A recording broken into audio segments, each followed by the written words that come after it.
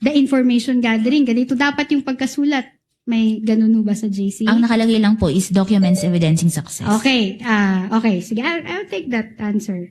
So, in disallowing the OVP's documents evidencing success of its surveillance activities, of course, you merely relied on your personal opinion or probably your professional opinion, no?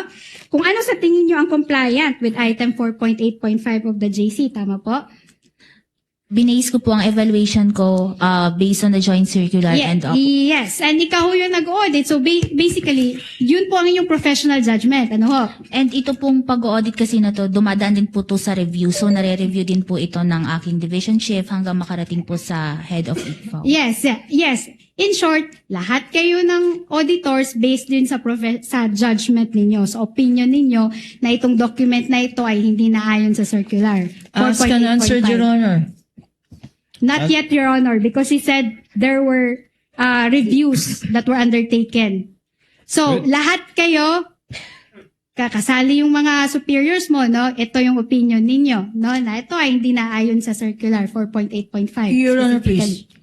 I object again. Counsel uses the word opinion, whereas this witness says professional judgment, Your Honor. They're two different things. Opinion is not professional judgment. No, Your Honor.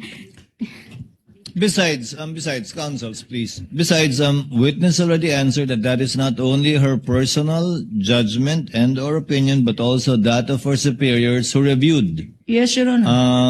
her findings, resulting in the notice of disallowance. You did not sign the notice of disallowance, correct, Celine?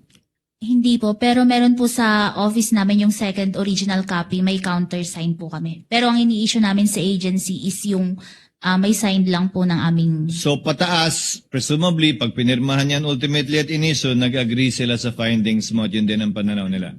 Opo.